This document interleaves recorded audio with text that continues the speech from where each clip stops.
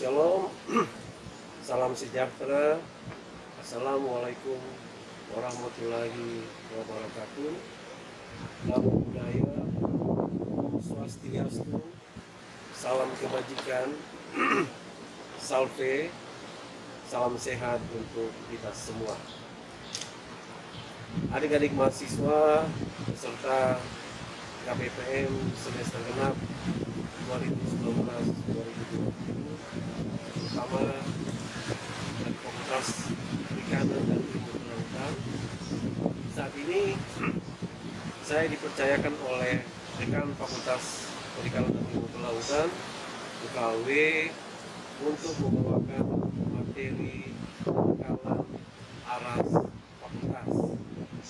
Nah, tema materi pembekalan aras fakultas kali ini yang dipilih adalah ekowisata bahari berbasis silvofisheries.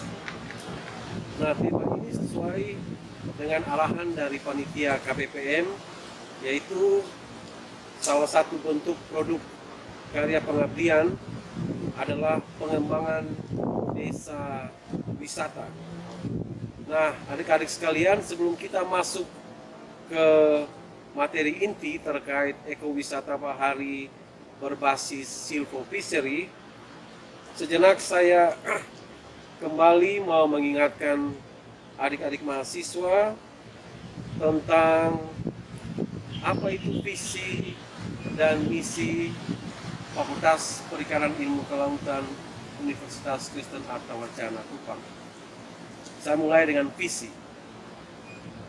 Visi dari Fakultas Perikanan Ilmu Kelautan adalah menjadi pusat unggulan pendidikan tinggi perikanan dan kelautan dalam pengelolaan sumber daya pesisir dan laut, serta mengembangkan industri perikanan berbasis produk tradisional yang menyatakan Imago Dei di kawasan timur Indonesia tahun 2023. Sedangkan misi Fakultas Perikanan dan Ilmu Kelautan ada 3. Yang pertama, menyelenggarakan pendidikan tinggi di bidang perikanan dan kelautan untuk menghasilkan sumber daya manusia yang berkualitas, bertanggung jawab, dan berjiwa Pancasila.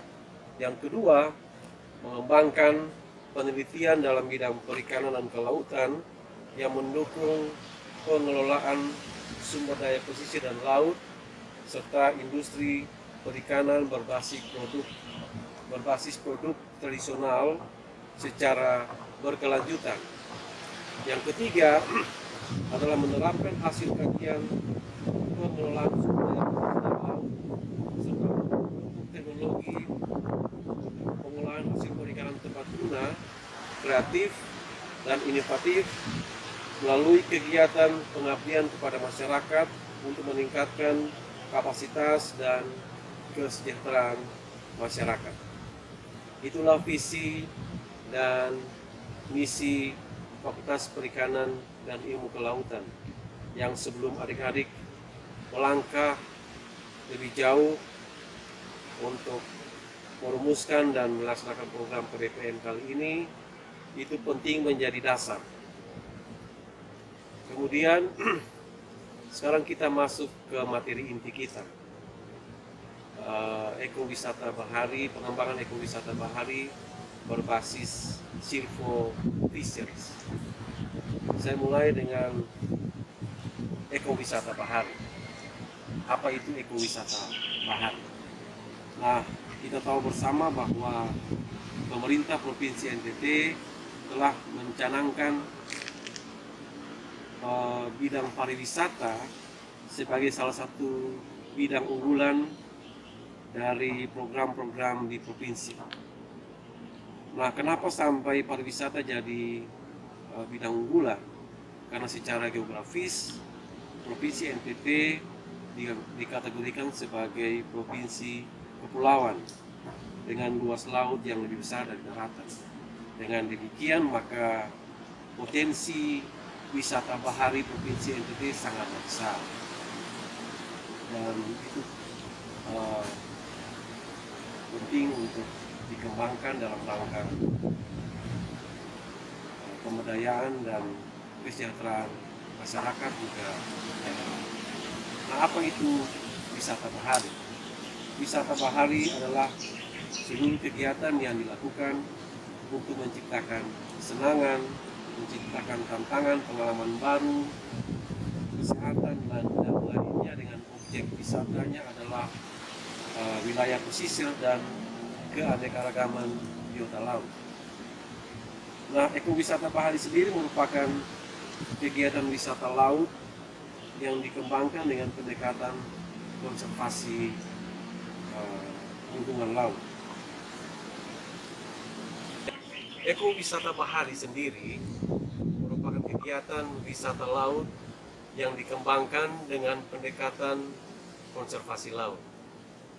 Nah, konsep pengembangan ekowisata bahari itu sejalan dengan misi pengelolaan konservasi yang mempunyai tujuan.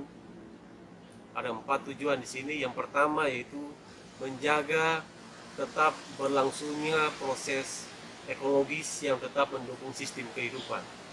Yang kedua, melindungi keanekaragaman hayati.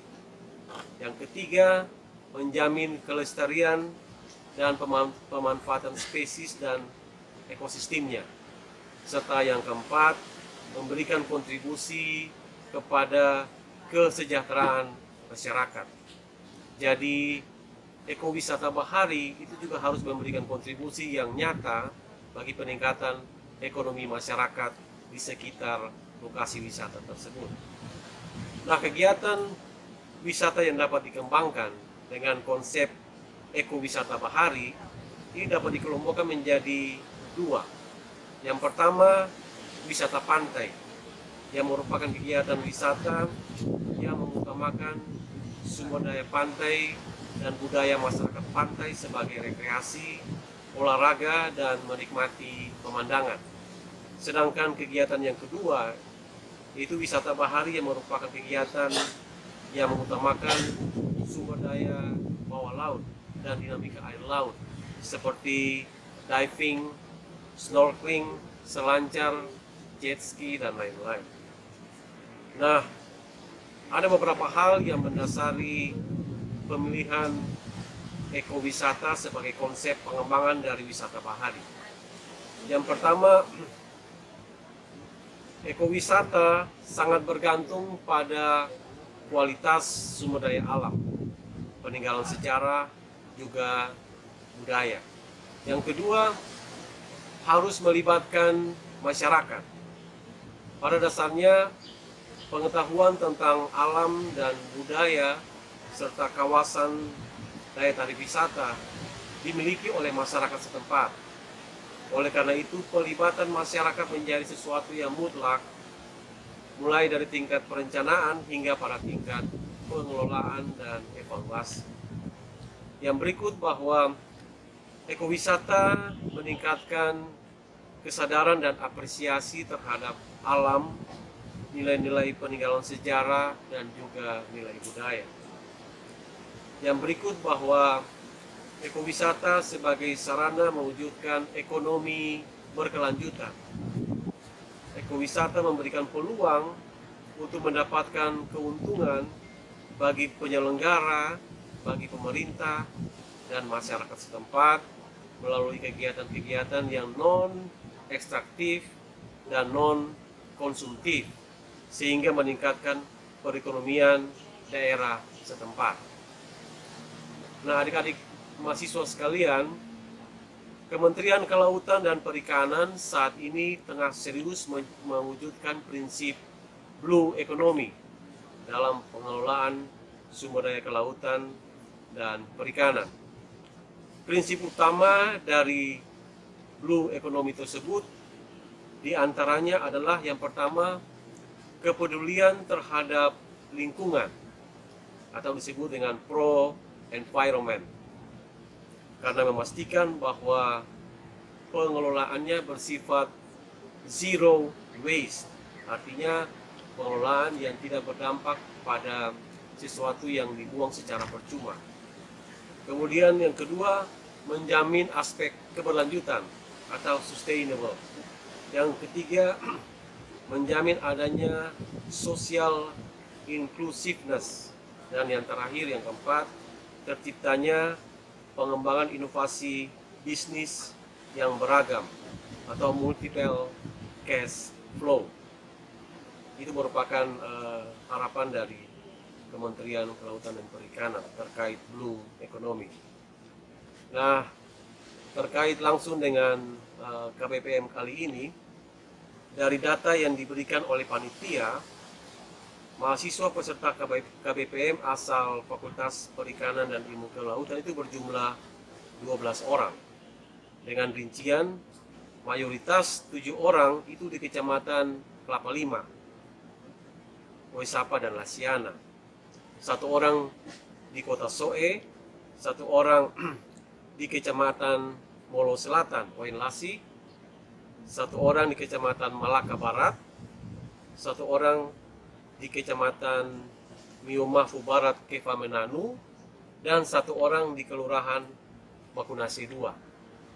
Nah, dari data ini, maka fakultas memilih materi yang diberikan adalah Eko Wisata Bahari berbasis silvo fisheries. Materi ini sangat mengena dengan mahasiswa yang KBPM di Kota Kupang, Oesapa dan Lasiana, serta juga di Malaka. Nanti untuk lokasi yang lain, kita punya materi yang akan dibawakan oleh Ketua Program Studi THP, itu materi pengolahan hasil perikanan. Dari data yang diberikan panitia KBPM, mahasiswa peserta KBPM asal Fakultas Perikanan dan Ilmu Kelautan itu berjumlah 12 orang. Dengan rincian mayoritas 7 orang di Kecamatan Kelapa Lima, dalam hal ini Oesapa dan Lasiana, 1 orang di Kota Soe, 1 orang di Kecamatan Molo Selatan, dalam hal ini Oenlasi, 1 orang di Kecamatan Malaka Barat, 1 orang di Kecamatan Miomafu Barat Kefamenanu, dan 1 orang di Kelurahan Makunase 2. Dari data ini maka fakultas memilih materi yang diberikan adalah pengembangan ekowisata bahari berbasis silvo fisheries. Materi ini sangat mengena dengan mahasiswa yang KBPM di Kota Kupang, dalam hal ini Oesapa dan Lasiana, serta juga di Malaka. Karena daerah Oesapa, Lasiana, dan Malaka itu merupakan daerah dengan wilayah pesisirnya didominasi oleh salah satunya ekosistem mangrove. Makanya kita menggunakan pendekatan silvo fisheries. Nanti sebentar akan dijelaskan apa itu silvo fisheries. Nah, untuk daerah yang lain seperti atau lokasi yang lain seperti di Oenlasi, kemudian di Kefamenanu, Makunase dan Makunase 2, akan diberikan materi tambahan berupa pengolahan hasil perikanan, akan diberikan oleh Ketua Program Studi THP. Lalu ada tambahan juga menyangkut materi aquaponik yang akan sangat bermanfaat bagi daerah-daerah yang punya sumber daya air tawar yang melimpah seperti di Soe atau Makunase 2. Nah, adik-adik mahasiswa sekalian, dalam Perda Kota Kupang nomor 11 tahun 2011 tentang rencana tata ruang wilayah Kota Kupang tahun 2011-2031, itu Kota Kupang telah dicanangkan sebagai kota tepi pantai atau waterfront city dengan ekowisata bahari sebagai salah satu program unggulan. Dengan demikian, kawasan pesisir Oesapa dan Lasiana merupakan kawasan pesisir yang sangat-sangat berpotensi untuk dikembangkan ekowisata bahari. Nah, apa itu konsep silvo fishery? Silvo fishery atau sering disebut sebagai konsep Wanamina adalah suatu bentuk kegiatan yang terintegrasi atau terpadu antara budidaya tambak air payau dengan pengembangan mangrove pada lokasi yang sama. Itu konsep silvofisheries. Nah, konsep ini dikembangkan sebagai salah satu bentuk budidaya perikanan berkelanjutan dengan input yang sangat-sangat rendah. Pendekatan antara konservasi dan pemanfaatan kawasan mangrove ini memungkinkan untuk mempertahankan keberadaan mangrove yang secara ekologi memiliki produktivitas yang tinggi dengan keuntungan ekonomi dari kegiatan budidaya perikanan dan pariwisata juga kegiatan pengolahan ikan. Adik-adik mahasiswa sekalian, sekarang kita masuk kepada program-program atau kegiatan-kegiatan yang bisa dilakukan oleh adik-adik pada saat KPPM yang terkait dengan silvofisheries di Kabupaten Kupang, terutama Oisapa dan Rasiana, juga di Kecamatan Malaka Barat. Nah, beberapa kegiatan yang bisa dilakukan yang terkait dengan pengembangan ekowisata bahari berbasis silvofisheries. Yang pertama adalah sebagai inisiasi kita harus bentuk kelompok dulu, kelompok masyarakat peduli wisata dan kelompok masyarakat pembudidaya. Karena dua kegiatan yang sangat penting dalam konsep silvofisheries adalah pengembangan ekosistem mangrove yang berkelanjutan melalui ekowisata bahari, dan peningkatan ekonomi masyarakat melalui program budidaya ikan udang bandeng, kepiting, dan juga pengolahan ikan. Nah, jadi kegiatan pertama adalah adik-adik harus bentuk kelompok masyarakat. Kelompok masyarakat yang beranggotakan sekitar 10 sampai 25 orang yang merupakan masyarakat sekitar yang peduli terhadap ekowisata berbasis mangrove di sini, dan juga kelompok masyarakat yang bisa menjadi pembudidaya. Itu yang pertama. Jadi harus dibentuk kelompok masyarakat dulu, dan kemudian kelompok ini harus secara formal dibentuk. Jadi harus ada pengesahan dari kelurahan misalnya, harus ada pengesahan dari Dinas Kelautan Provinsi Kota misalnya, atau Kabupaten Malaka. Sehingga kelompok ini punya dasar hukum yang kuat, punya bergenin yang kuat, punya posisi tawar yang kuat. Itu yang pertama, pembentukan kelompok masyarakat. Lalu yang kedua, kegiatan yang bisa dilakukan dalam konsep silvofisheries adalah budidaya air payau. Nah, budidaya yang bisa dibuat ini yang pertama adalah budidaya kepiting. Nah, kalau adik-adik lihat daerah ini, bagian depannya ini bisa digunakan untuk budidaya udang windu dan budidaya bandeng. Sedangkan daerah sebelah sini yang agak kosong ini bisa digunakan untuk daerah atau lokasi budidaya kepiting. Kita tahu sekarang bahwa kepiting, udang windu, dan bandeng itu punya nilai jual yang tinggi sekali.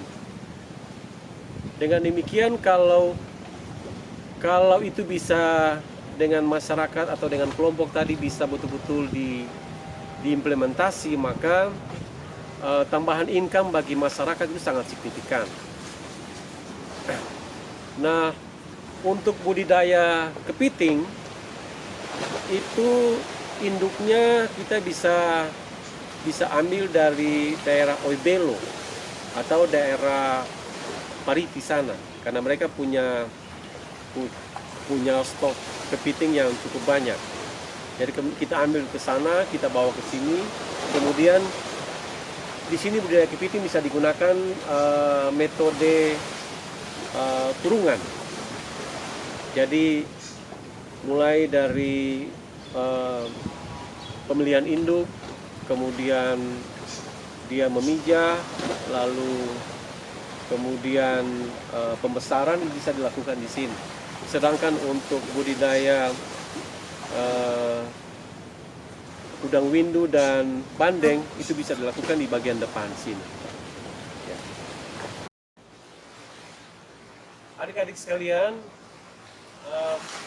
program berikut yang bisa dilakukan yang terkait dengan pengembangan wisata bahari berbasis silvofisheries adalah program pembibitan dan penanaman kembali anakan mangrove. Nah, ini dilakukan dalam rangka konservasi mangrove karena saat ini akibat eksploitasi yang berlebihan oleh masyarakat sekitar, maka beberapa lokasi mangrove termasuk di Oisapa sini juga di Malaka itu kerapatannya atau densitasnya menurun sekali. Maka perlu dilakukan program pembibitan dan penanaman kembali. Nah, program ini adik-adik harus betul-betul melibatkan kelompok masyarakat tadi yang dibentuk.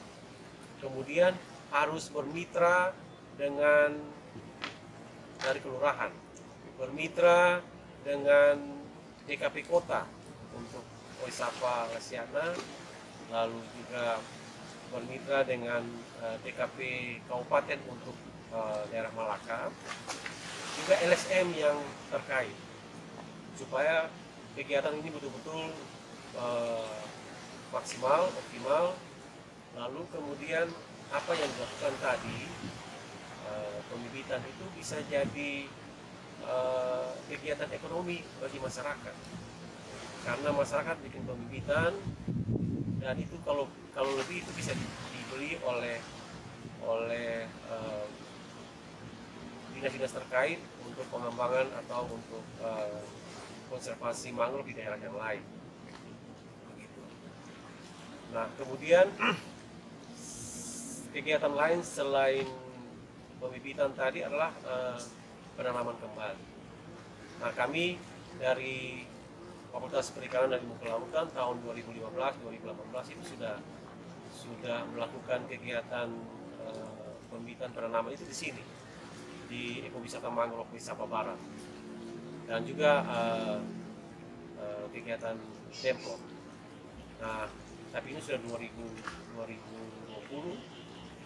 Kami pikir bahwa kegiatan ini bisa dilakukan kembali oleh adik-adik mahasiswa, melibatkan masyarakat dan stakeholder.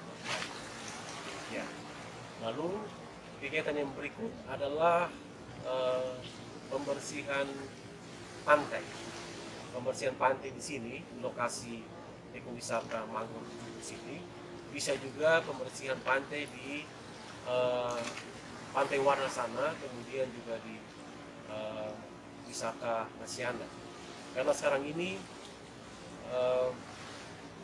salah satu masalah utama adalah sampah.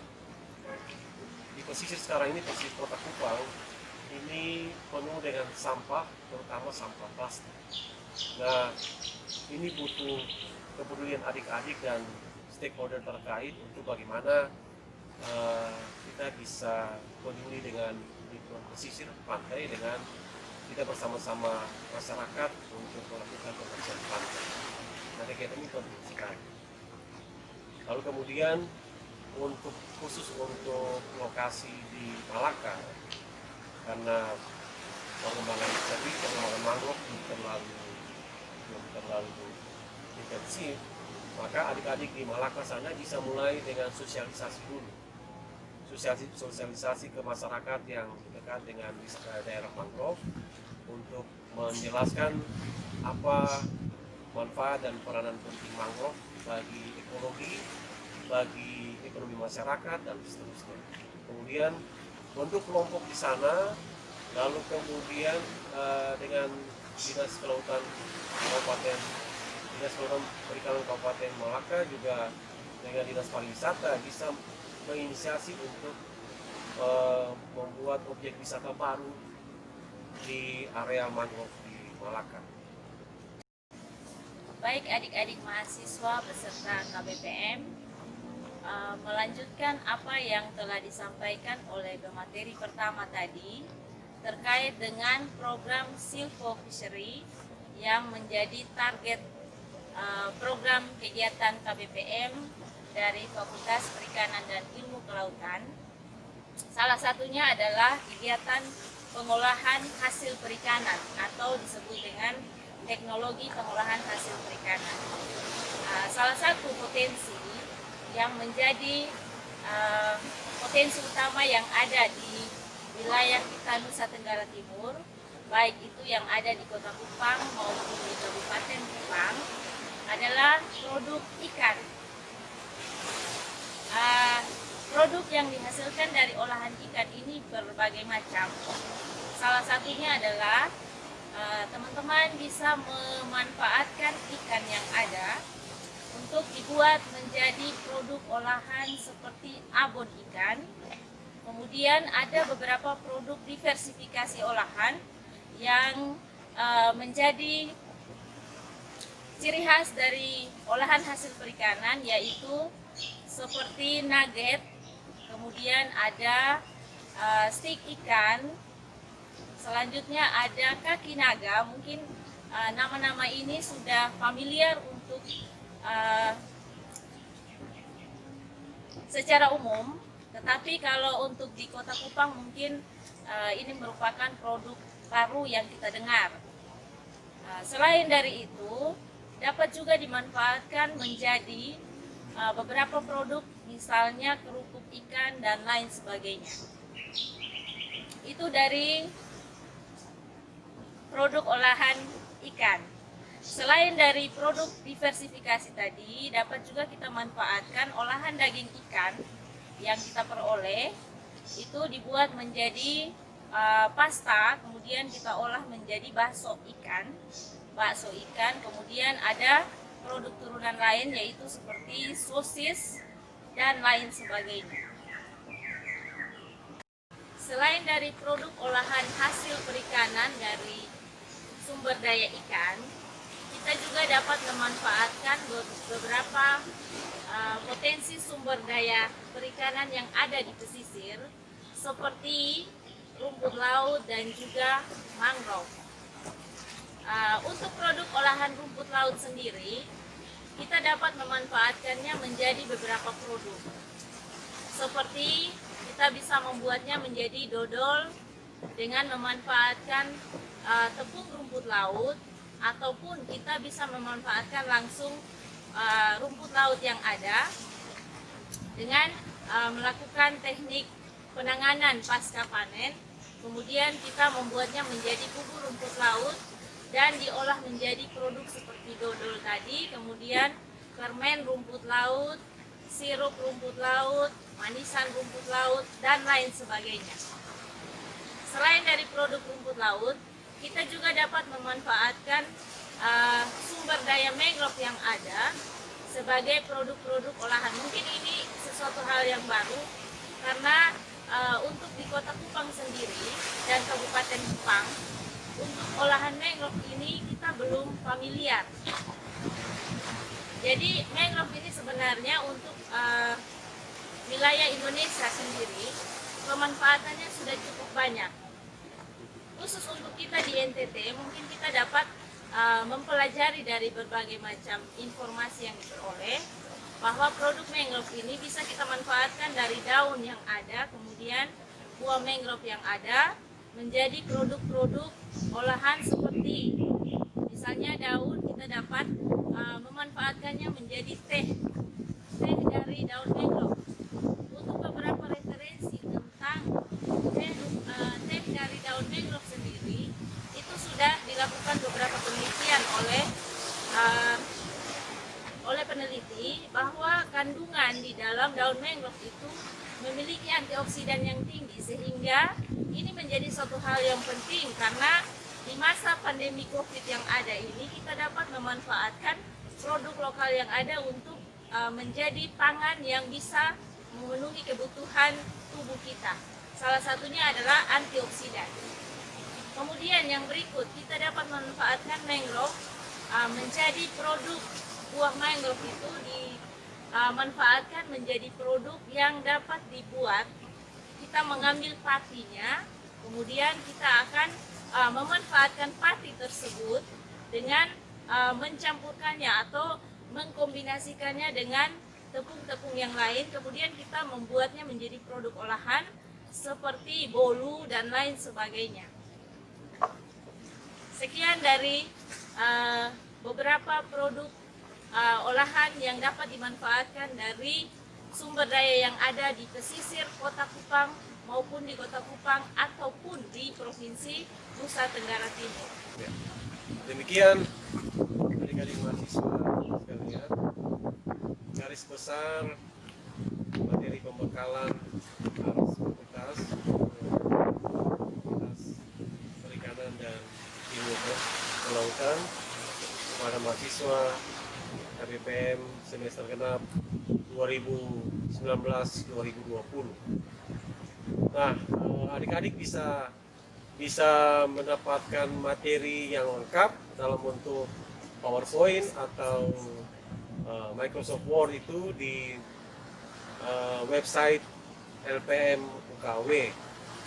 Dan menyangkut teknis program-program yang tadi telah disampaikan, menyangkut budidaya kepiting, budidaya udang, budidaya bandeng, kemudian pembibitan, penanaman kembali, kemudian pengolahan ikan dan seterusnya yang disampaikan tadi, adik-adik bisa langsung ke Fakultas Perikanan, ke Ketua Program Studi MSP atau THP untuk mendapatkan leaflet yang terperinci menyangkut kegiatan ini.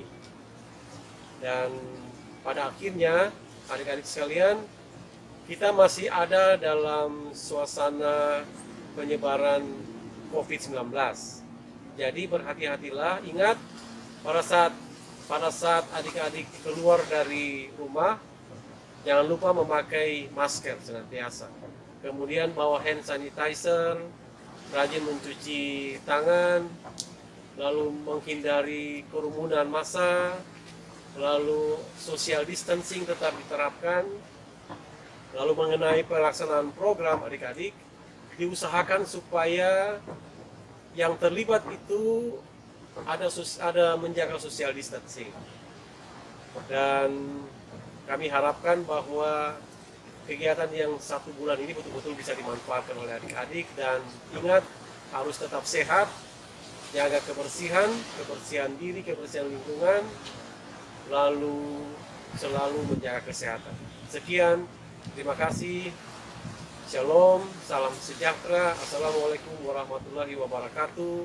Om Swastiastu, Namo Buddhaya, Salve, salam kebajikan, salam sehat.